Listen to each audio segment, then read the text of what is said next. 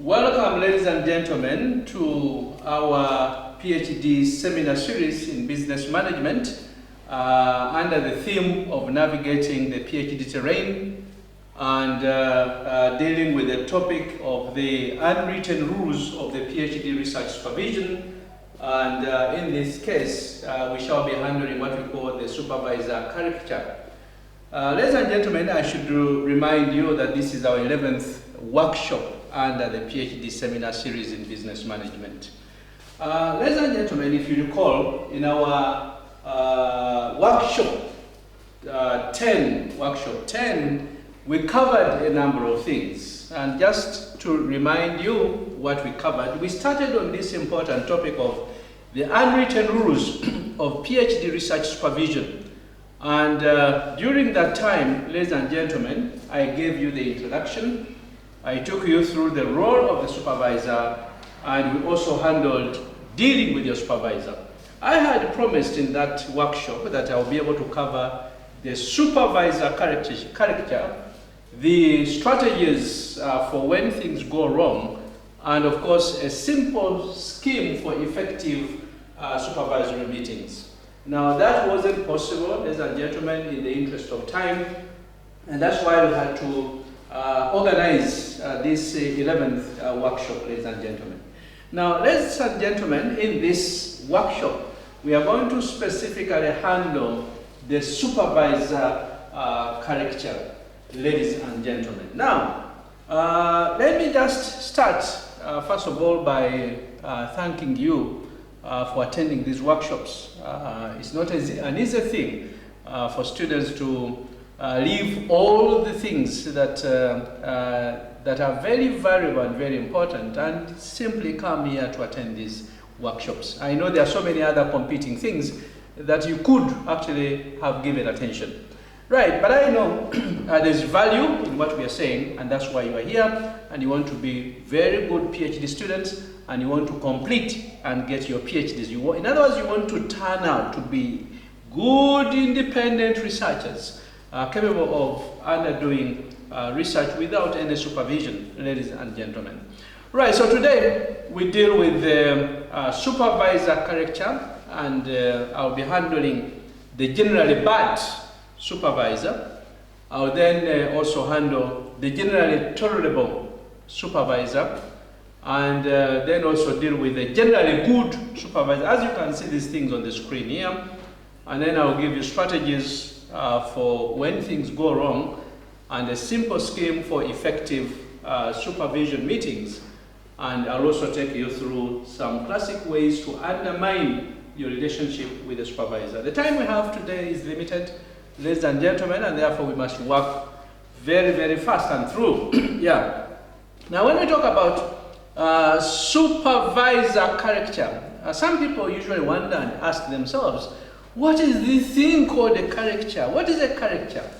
Ladies and gentlemen, a caricature is a picture. A caricature is a description. A caricature is a simulation of an individual in which certain striking issues and characteristics are embellished in order to create that picture of who that character is. Now, since we are talking about a supervisor character, in this case, we provide in this workshop, we provide, ladies and gentlemen, a picture of the supervisor. We provide a description of the supervisor.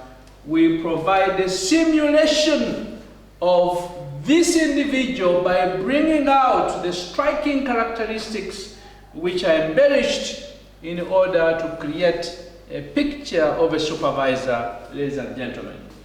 And a caricature, ladies and gentlemen, is also and sometimes presented in the form of a drawing or description of those particular characters or individuals or objects out there or things that embellishes their appearance or behavior in a humorous or critical way.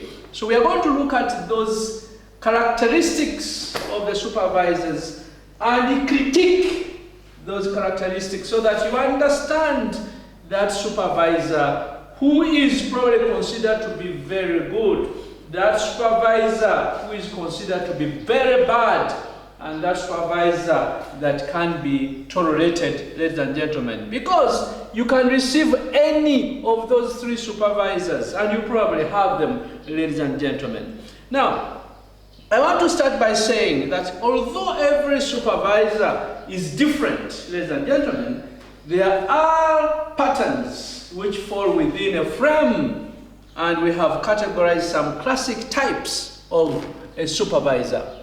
And the description, those descriptions that I'm giving you contain a fair amount of caricature, but also enough accuracy to be worth noting, ladies and gentlemen. We have divided them into generally bad, as I've already said, tolerable, and good. Now, though this interacts with the personality types, a particular student might get along well with one supervisor whom every other student in the department finds intolerable, ladies and gentlemen. So it brings in the element of personality, ladies and gentlemen. So why don't I then begin by describing the generally bad supervisor so that you understand what we are talking about, the generally bad supervisor. So, the generally bad supervisor can be classified, right, into the following. There's what we call the catatonic, right, supervisor. I'm sure you can see that on the screen. Now, the catatonic supervisor does nothing unless asked, right?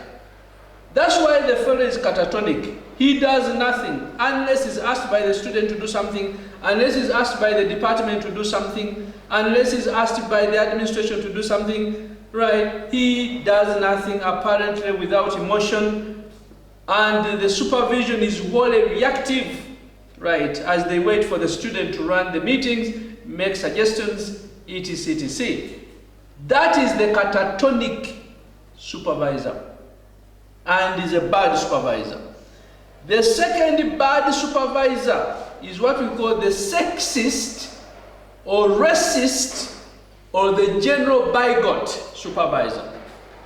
Right, now these sexist, racist, general bigot supervisors, right, usually make and use statements like, right, women, you see you have words like women, arts graduates don't have the thrust and drive for research.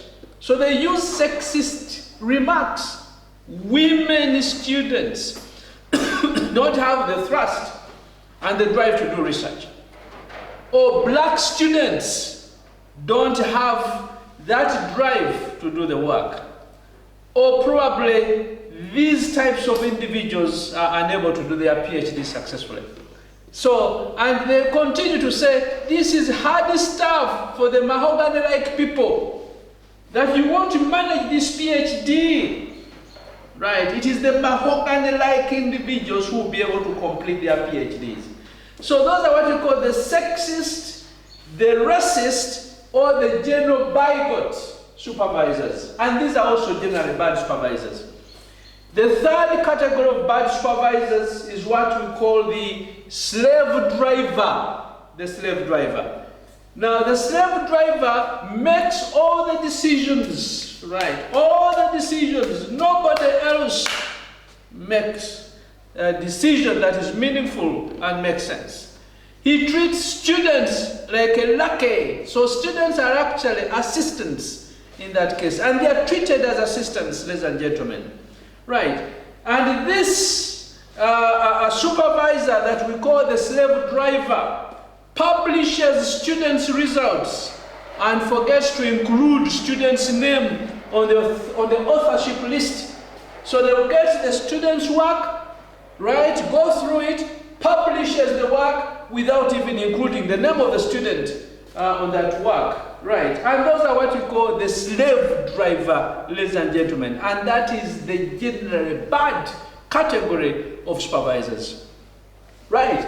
Allow me, ladies and gentlemen, I'm sure you are enjoying this workshop so that you get into this thing. That's why I told you we are dealing with the unwritten rules, right, of PhD supervision. I'm not talking about those things which are already written in the university documents, right, where you find the roles of the supervisors documented.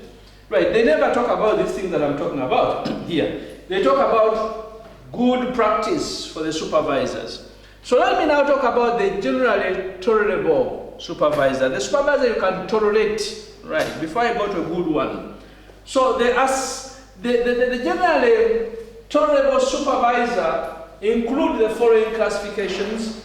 One, we have what we call the assembly line manager. The assembly line manager. Now, of course, the assembly line manager can be classified as the crank them out, right? So this one here, ladies and gentlemen, produces PhDs to a formula, right? So they have a certain formula, and that's why I call them generally tolerable. They have a formula, and if you go there, just to follow A, B, C, and D, E, F, and if you are not careful, ladies and gentlemen, you may discover if you're about 5 students supervised by the same person, you might be having the similar content. And you find that students will be copying one another in this case, right? So in this case, the assembly line manager, right, supervisor who is tolerable, directs students into topics. And this topic is often subsidiary to one of the supervisor's funded projects over which the supervisor has control. And sometimes it may not be that, but that's where the fellow has interest, and even if the student has an argument to present, all those are useless. Right, and this assembly line supervisor or manager usually runs an empire. Right, will probably see you through a PhD efficiently, but impersonally. In other words, he has that careful scrutiny that you have followed his kind of model, right? And will probably drop you if you become a liability, right? And will not be very, very interested in whether the PhD topic you do is the right one for your future plans, but you must actually do something that is within his line. This is what I want. That is what we call the assembly line manager type of supervisor. And that can be tolerated. Let me give you the second classification category of the generally tolerable supervisor. The good buddy supervisor, right? He tries to run supervisions in the pub. He will tell you, find me at Kampala Casino, or find me at Kampala Club, find me at Sheraton Hotel, find me in this kind of place. So these fellows are called the good buddy, right? And when you go there, the fellow will give you a cup of tea and so forth, and says, well, where did we stop last time? He talks about this and the other, right? So he tries to run supervisions in the pub, spends lots of energy in discussing interesting but extraneous topics, right? He will discuss issues which are outside the supervision work or the PhD thesis topic that you are working on.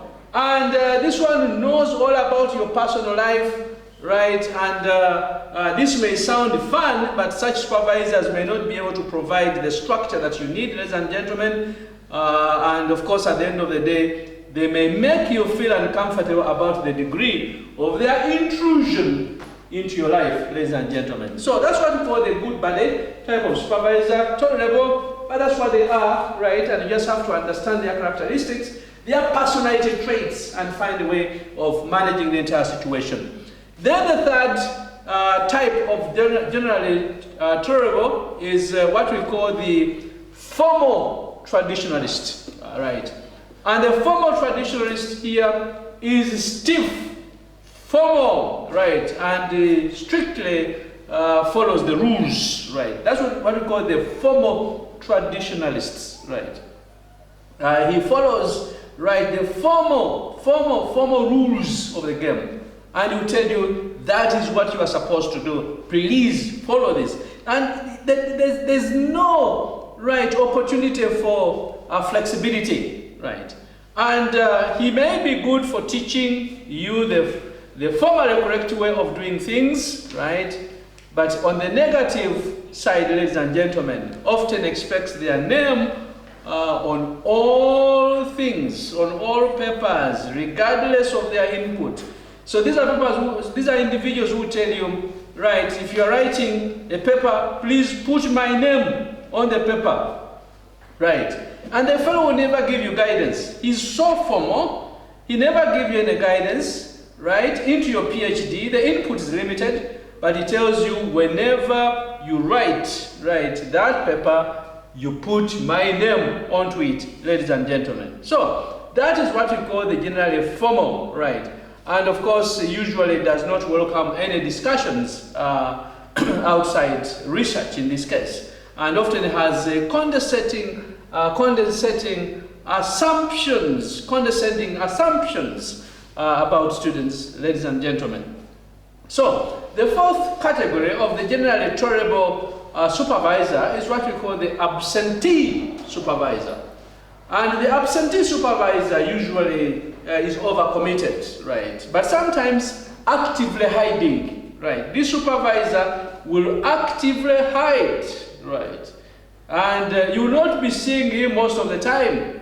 And that's what he is anyway. And that's why I call him the absentee supervisor, right? And well, he's tolerable, as you can see, but a supervisor that is absent and never gives you feedback into your work is a useless supervisor in this case, right? But tolerable, anyway, ladies and gentlemen. The good thing that universities today have discovered that there are all sorts of supervisors, and that's why in my university you have 3 supervisors guiding you on your doctoral studies. So, in this case, the absentee supervisor, by the way, ladies and gentlemen, if you are faced with this absentee supervisor, you need to find out which category this individual is in, and in terms of supervision, so that you are able to deal with this individual. So these overcommitted people can sometimes be excellent supervisors if you can catch them. Ladies and gentlemen, they are often overcommitted because they are so good that they are dragged into all sorts of responsibilities. So find a way of getting all of these fellows and asking them to help you, ladies and gentlemen. So actively hiding supervisors are unlikely to be of much help to you unless you really find ways of involving them in your work. Now, the 5th category of the tolerable supervisor is what we call the schoolmaster. The schoolmaster sets assignments. The schoolmaster guides with a firm hand. The schoolmaster has strong ideas about how things should be done. Right? He may provide necessary structure in the first year, but may not give you enough room for growth in subsequent years. Now, the same supervisor, the schoolmaster, has to be assessed by you. So find out the type of supervisor that you have so that you are able to seek guidance and assistance from the graduate research center or graduate school.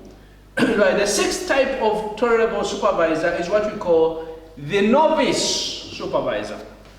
The novice supervisor, of course, you could be the supervisor's first student.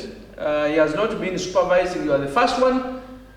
This doesn't mean that you won't pass or that the supervisor won't be useful. No. Usually these days, novice supervisors are part of a team for their first student. So you are unlikely to end up with a novice as your sole supervisor. That person will be part of a team of 3, and the other 2 are experienced, but they will give you one so that he also goes through the process and learns the process very well. And then later on, this person will be able to take on the supervision exercise promptly and nicely and excellently because he has gone through some kind of mentorship, ladies and gentlemen. So as you can see, usually these days, those novice supervisors are a part of a team for their first student, right? So novices can be very conscious and very keen because they are keen to get it right, but they will probably not know as much about the real politics and the field as someone else who is more experienced, ladies and gentlemen. The seventh type of supervisor under the tolerable supervisor is what we call the lightweight. Now, of course, this is another type of supervisor, and is neither a profound researcher nor a deep thinker. That's why we call him lightweight, right? He's neither a profound researcher nor is he a deep thinker, but may well be a conscious supervisor, right? And this supervisor lacks innovative flair, right? And of course, this may not impede his ability to recognize good ideas or nurture a good student. Now, if your supervisor is of this sort, ladies and gentlemen, then make use of what skills they do have. And this can be a tolerable supervisor. Another category, the eighth category of a tolerable supervisor, is the boffin, as you can see here on the screen. Boffin supervisor. Right, who is a boffin supervisor here? The boffin supervisor loves technical detail and gadgetry, right? And of course, he's phenomenally knowledgeable, right? He has phenomenal knowledge, phenomenal knowledgeable, but loses sight of the big picture. And of course, in most cases, these fellows don't get lost in technical detail. They look elsewhere for strategic guidance, ladies and gentlemen. So, let me take you to the ninth, again, category of the tolerable supervisor. Then we call him the bumbler. Bumbler, as you can see on the screen here. Bumbler, as you see on the screen. Right. And this is a well-meaning, knowledgeable, and committed supervisor, but inept, right? Absent-minded or insensitive, right? So this fellow even ignores the presentation and concentrates on the substance, ladies and gentlemen. So this is the bumbler type of supervisor. The next category of the generally tolerable supervisor is the Zen master. The Zen master supervisor gives cryptic, or what you call obscure advice, right? And always he gives these via anecdotes, via parables, and obscure references. Right, he may also give little help with structure or detail, but may work well with a strong student who can handle independence and who can appreciate the insights behind the inscrutability, ladies and gentlemen. So that's what you call the Zen master, ladies and gentlemen. Ladies and gentlemen, allow me to take you now to the third category of supervisors. Remember, the first category was the generally bad, right? The first classification, the generally bad supervisors. The second category was the generally tolerable supervisor. And we have given you a number of categories here. Now I take you to the last category, the generally good supervisors. And here we shall not have the classification because a generally good supervisor is generally good anyway, ladies and gentlemen. So the generally good supervisor is good. There is only one type of generally good supervisor. Now this generally good supervisor can be considered to be the idealized academic, right, ladies and gentlemen, idealized academic, right? And this good supervisor is a respected researcher, right? This supervisor is an experienced supervisor. This good supervisor is approachable. This supervisor is reasonable. This supervisor balances guidance with license and specific support with spoon feeding. Right, I think you can see the characteristics here on the screen, right? Those are the characteristics of that good supervisor. Now, if you have one of these, ladies and gentlemen, you should show appreciation, right, via visible professionalism and learn as much as you can from them, ladies and gentlemen. And most supervisors are a combination of two or more of these types that I've just given you. And of course, what you have to do, play different roles at different times. And since you have, at our university, we've got three, right, find a way you combine. If one of them is a bad one, and another one is generally tolerable, another one is very good, then utilize these three types of supervisors and make sure that you get the most out of their work, ladies and gentlemen. So as you can see, a supervisor who is perfect in the first 2 years may not be able to support you through dissertation writing. And this is true. You've got three supervisors. One of them has been very good at the first initial stages of writing a proposal. The fellow may not take you through during the dissertation. Maybe another person will be leading in this case, since you have three supervisors. If you have two, please find how you are going to utilize the most out of these fellows at the end of the day. Recognize and use your supervisor's strengths, ladies and gentlemen, and of course ignore the weaknesses of the supervisors, because they are humans too, right? Recognize others who can show up your supervisor's weaknesses, and recognize the difference between a normal imperfect supervisor and a supervisor gone wrong, ladies and gentlemen. So I'm not saying that you may not have things going wrong in the process. You may, but you need to know the generally good supervisor, the generally bad supervisor, and the generally tolerable supervisor. And those three, if you have them on your team, they can guide you through, by the way, if you pick the best out of those fellows. But there is also another aspect, a supervisor, right, gone wrong, right? A supervision process that has gone wrong. A supervisor who has gone wrong, that supervisor who may not be able to guide you through. So, let me give you now, ladies and gentlemen, the strategies for when things go wrong, because things will go wrong, and if they go wrong, you must find ways of articulating and solving those problems. Now, ladies and gentlemen, I just want to say, a PhD lasts long and involves learning new skills and engaging in a long-term relationship with a fallible human being. So you will be working with human beings on a fairly long period of time, and a PhD will involve learning new skills and engaging in developing long-term relationships. Now this means, therefore, that something will go wrong, and since the period is long, about 3 years, 4 years, things will go wrong. Now the key question that you need to ask yourself is, what will happen, right? When will it happen? And what are you going to do about it? So anticipate these things and think through them. Right. Now, most difficulties in the supervisory relationship are cock-ups, ladies and gentlemen, rather than conspiracies or schemes. There is no particular supervisor who will conspire to fail a student. No. Right. Just know that things that go wrong in that supervisory relationship are cock-ups. Right. Always start from the assumption that all parties are acting on good faith.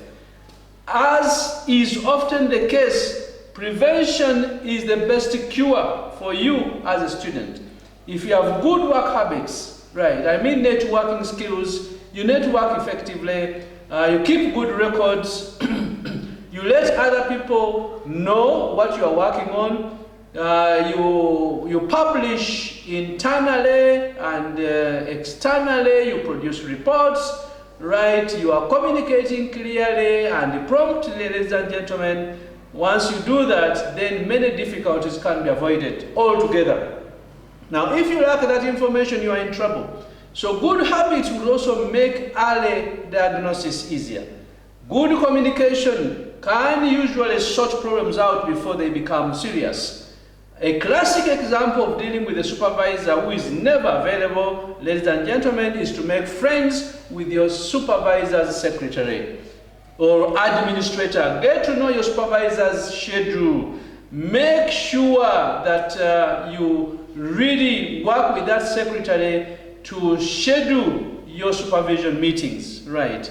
And of course, you can always schedule those meetings if you know the supervisor's schedule and then see the free time that is remaining. Otherwise, you will complain, the supervisor is always busy, he does not answer, he's also a human being, and he has other activities to undertake, ladies and gentlemen. So do not complain most of the time. Find out the schedule of your supervisor so that you schedule meetings outside that busy schedule that he has. Discuss the problem with your supervisor. Explain your needs. You may not be able to reduce his travel schedule, for instance, if he's an international expert, but you can probably work out means for remote communication. You can actually use Zoom, you can use Skype, you can use all sorts of things. Remove communication so you can still get advice when your supervisor is away, ladies and gentlemen.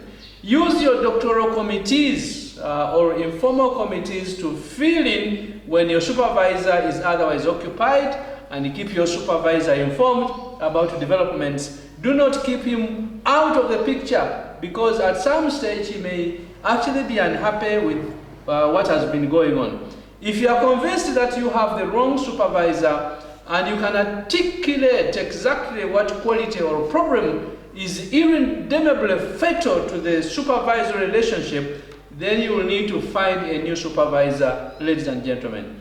And it is crucial that you find a replacement before rocking the boat. Otherwise, you destroy the relationship you have and you'll have ruined your reputation with everyone else. So if you have a problem with the supervisor, do not go around griping and talking ill about the supervisor. And you know that the supervisor is very busy, but probably is very good in this case. So you keep a low profile, find out this and this and the other, and then keep and silently you go to the director of the doctoral degree program, or probably the dean of the graduate school, and then work out, explain these things. Do not tell others. Work with them. These are understanding people. They'll find a solution for you, a way that you can easily exit that kind of relationship. And of course, the point here is to find a better match, not to throw verbal rocks at your present supervisor. So find positive reasons for the change, right? Of course, and these could include things like different research specialization, better personality fit, etc, etc. Don't say the fellow is bad. The fellow doesn't see any good in what I do. The fellow does not do this. You're going to ruin reputation. And even other people will learn from this other former supervisor, right? After listening to your statements, will say, well, this fellow here is like this. And you will not be given that kind of attention that you need, ladies and gentlemen. So the more diplomatically you handle the transition, the better it will be for you and for everyone else involved in the supervision process. There are some classic problems that are usually fatal to the supervisory relationship, sometimes immediately, sometimes late in the PhD when change is most difficult, and you must know this very well. They are in a different league to the inevitable misunderstandings, arguments, disagreements, and such like that occur in any PhD, ladies and gentlemen, and you just have to understand this. Now, the really serious problems include things like sexism, tribalism, and so forth. When you have the isms, in this case, this could be very serious problems, and you want probably to change. Racism, for instance. And most institutions have procedures for dealing with this. Whether or not you want to become embroidered in formal procedures, you should find a new supervisor, ladies and gentlemen. And of course, some of these issues that will prompt you to change a supervisor will relate to, for instance, one, what we call intellectual property issues, right? If you have issues of absorption or theft of work, for instance, obstruction of research, suppression of results, right? Then, of course, you may have to change a supervisor. Now, of course, you need to develop good habits, as I've already said, like letting people know what you are working on, writing up results promptly, and you must have this kind of documentation, so that later on when you say there's what we call intellectual theft, right, of my work, or what we call absorption, then somebody and management of the institution will understand this very well. Without a trail or paperwork, nobody will agree and accept with you on what, or accept what you are putting across in this case, ladies and gentlemen. So that's why you should develop good habits, letting people know what you're working on, so that when this issue comes up, they will say, but we know this student has been working on this, and the information has been documented at the Graduate Research Center.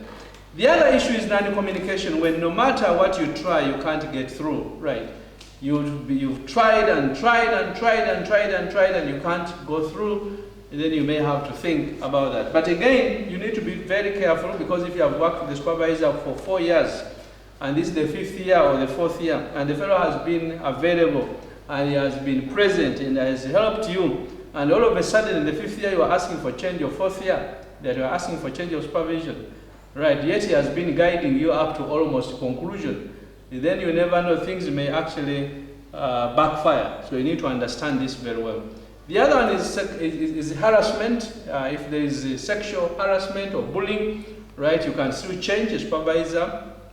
And of course, that is very important. Now, if you find yourself in any of the situations that I've just mentioned a few minutes ago, you must proceed with extreme care and diplomacy, ladies and gentlemen, in getting a replacement. You need to find out exactly how supervision is coordinated in your department, at your graduate school or faculty, and there will be a procedure for changing a supervisor, right? And all this is documented in those documents. The bottom line is that once it has accepted you, right, the university has an obligation to find someone to supervise you, ladies and gentlemen. So you should be comforted on that point, that you were accepted to register with the university, and therefore it is their responsibility to find a supervisor. If you can't get on with one, they will give you a second one.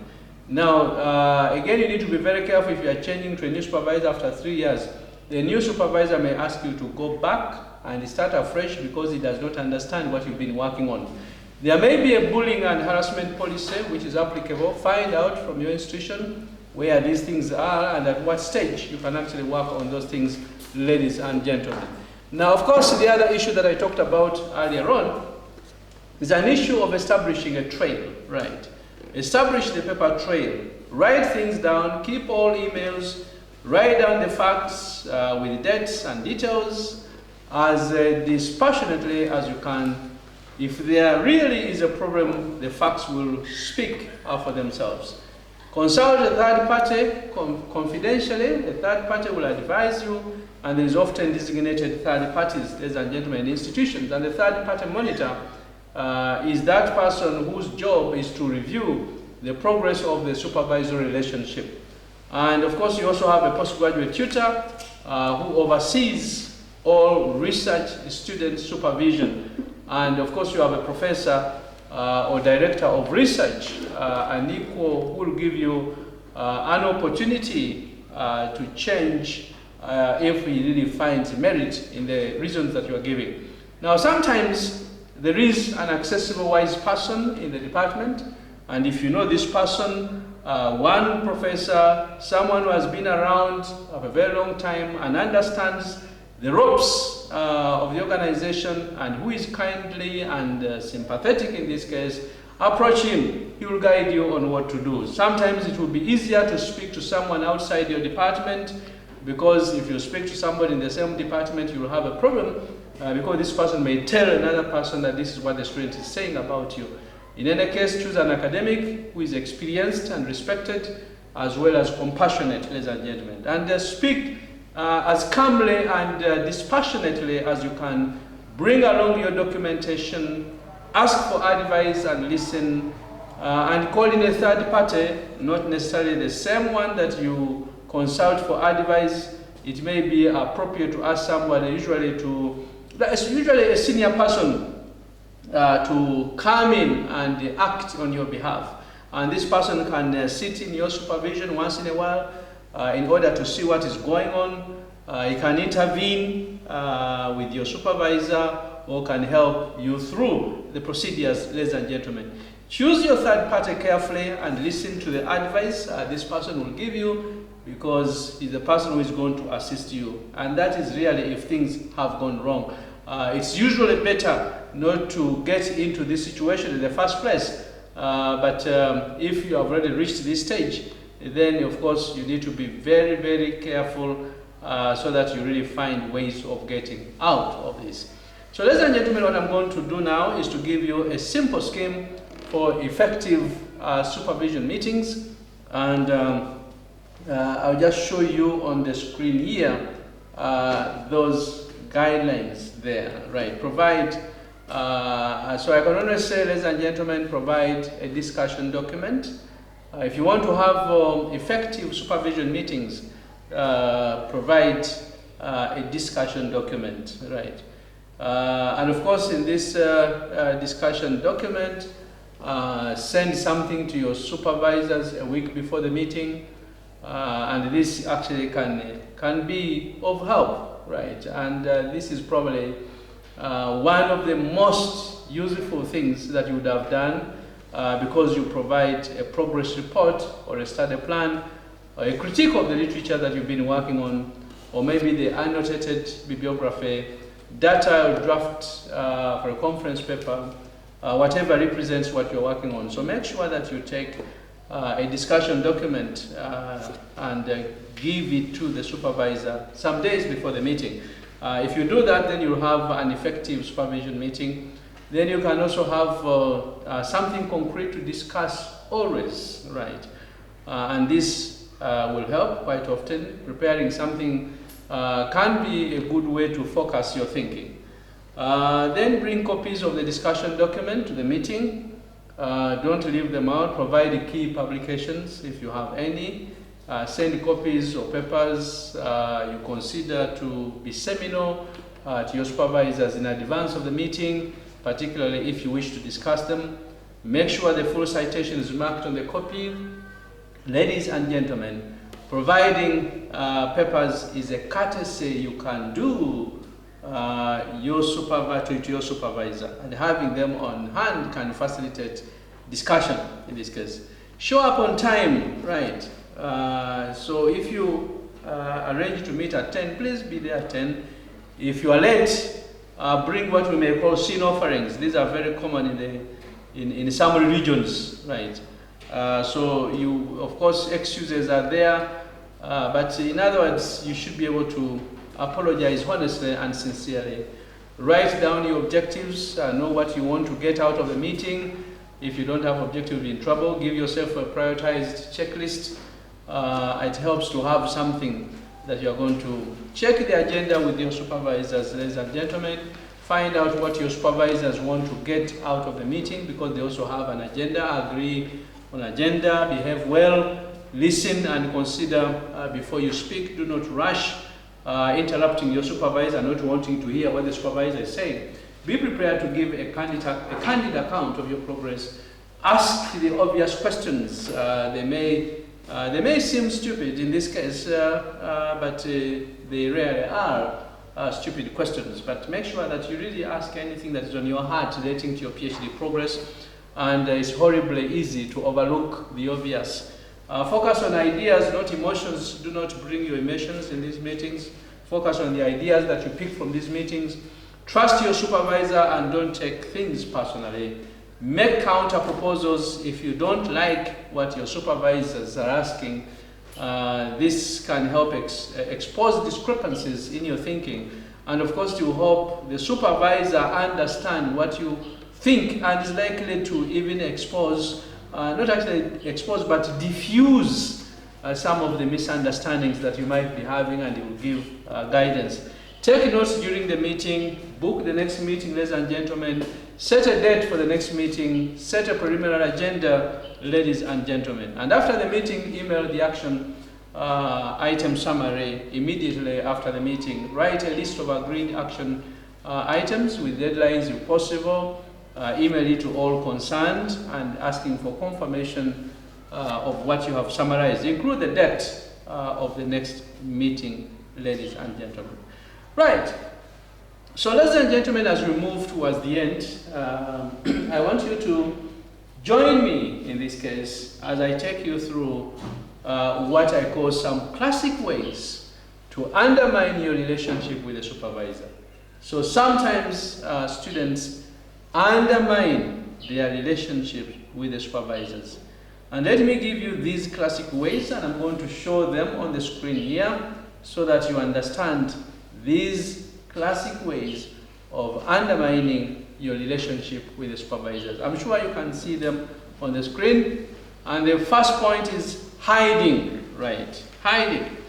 Now, of course, if you hide, right, and of course this hiding can be real, right, or it can actually be imagined hiding. So if you hide yourself, this can be one of the classic ways to undermine your relationship with the supervisor. So don't hide, ladies and gentlemen. The second one is ignoring. Many students ignore the advice of the supervisors. So ignoring advice you don't probably understand, and the advice that you don't like can be very dangerous, and it will kill this relationship between you and your supervisor. The third way of killing your relationship with the supervisor is mixing, right? And here you mix business with the pleasure or with the personal issues. You go to the supervisor and you start discussing these things which he considers are non-issues. That can be bad. The fourth way of ruining your relationship with the supervisor is gossiping, right? You gossip about your supervisor, you gossip about your colleagues, you gossip about the doctoral committee, gossip about the institution, all over the place. And if you want to kill your relationship with the supervisor, please go ahead and gossip around, ladies and gentlemen. The other one is what we call denigrating, right? If you denigrate your supervisor or department or institution, that can be extremely dangerous. The other issue is about bypassing, right? Bypassing your supervisor by making decisions without due consultation, that can be dangerous. You bypass, you move around, you do all sorts of things. By the time the supervisor finds out, he gets to know he's dealing with an aggressive student who wants to get sympathies and so forth at any cost, while at the same time ruining his reputation, right? And some people like that, right? They forget that, you know, this supervisor relationship is a marriage relationship which lasts forever, right? Especially if things go well, which can also be contractual if things don't work out well. Of course, you need to be mindful about this. The other issue that can destroy your relationship is assuming. And of course, here you start making assumptions. You are told something, you assume what it means. You start also assuming what you are entitled to do and what you are not entitled to do, right? Why do you assume? The documents exist within the institution. You can always look at these documents and read, and then you'll get to know what certain things mean and what you're supposed to do. In case you don't understand, ask your supervisor so that they explain. In the case they fail to provide sufficient answers, go to the director of the doctoral program. If you don't get sufficient information, go to the dean of the faculty, ladies and gentlemen. Now, the other point is sinning, right? And here we talk about illegal or unethical acts, and these are in a different league from the failings which I've just given you, ladies and gentlemen. So you need to be very careful so that you don't engage in what you call illegal acts, like, for instance, plagiarism, and those are issues I mentioned in our workshop 9, if you remember, ladies and gentlemen. So if in doubt, ladies and gentlemen, then ask, right? And this is particularly important in relation to assuming or sinning. And students often don't check that. They really understand something that they are not quite sure about, and then end up with serious misunderstandings and serious problems. So similarly, students often have mistaken understandings of what is considered reasonable. For instance, is it reasonable or not to phone your supervisor at home without explicit prior agreement? Should you, for instance, call your supervisor at midnight? Should you call your supervisor at 9? Should you call your supervisor at probably 5 or 6 or probably 10 in the night or 4 a.m., ladies and gentlemen. So those are issues that you need to clarify and find out. And some students may also want to go and find supervisors in their homes. Those are issues that you need to find out. Discuss with them. If they are comfortable, then you do that. If they are not comfortable, please meet in the office. And that's the only place where supervision is supposed to take place. Right? The rest are informal, and of course, if things go wrong, the institution will take adequate and appropriate measures to address those issues. Right, but I know at the PhD level you are mature people, you understand these things, and therefore you must conduct yourself as a mature person, ladies and gentlemen. So, again, we've talked about those issues that can ruin your relationship, and some are really obvious mistakes that we make without knowing, while others are probably real serious issues, or what we call illegal acts. Right, and those ones which are easy to identify, and make sure you don't fall prey, because you may want to change a supervisor when in the actual sense you are the one who has a problem, ladies and gentlemen. So ladies and gentlemen, having gone through that, allow me now to end in the next 2 or 3 minutes in the interest of time, so that we prepare for our next workshop, which will be our workshop 12, ladies and gentlemen. And I hope you'll have an opportunity to join me again in workshop 12, but this was workshop 11, ladies and gentlemen. So I've already told you that there are certain things that can ruin your relationship with the supervisor, and please pay attention to them. And I've just illustrated some of those things, and I hope you saw them on the screen. Right. Now, of course, as I've told you, some of those things are mistakes that we make in the process of being supervised as students, and also as supervisors supervising students. They make those things, they make mistakes without knowing. But of course, there are also illegal acts, as I've already said, like plagiarism, I've said. And of course, others are like thanking respondents by name in the acknowledgement section, right? Now, on your side, that could be a good thing, right? That is taken to be genuine and is intended. It's an intended appreciation, right? But at the same time, you want to keep that respondent anonymous, right? Because of the ethical issues, right? So, but that actually, if you reveal his name, that may breach their anonymity and lead to significant professional and legal problems. So before you complain, find out whether you have actually taken due care to address all these things.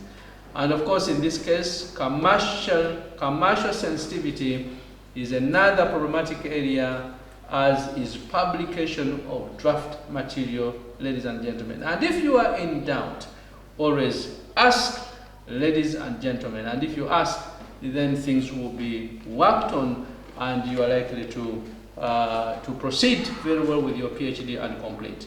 Ladies and gentlemen, I want to thank you very much for turning up for this 11th workshop, and just remind you, this topic has taken us, 2 workshops to try and finalize, because of the obvious reasons, because this is an important subject to begin with. And the tool, since it is very important, there are so many issues that we have to discuss, and we cannot actually ignore those issues. That's why we had to break the workshop into 2 parts. Right, again, this was workshop 11, ladies and gentlemen. So workshop 10 and workshop 11 in our PhD seminar series in business management has been on the theme, navigating the PhD terrain, but specifically looking at the unwritten rules of the PhD research supervision.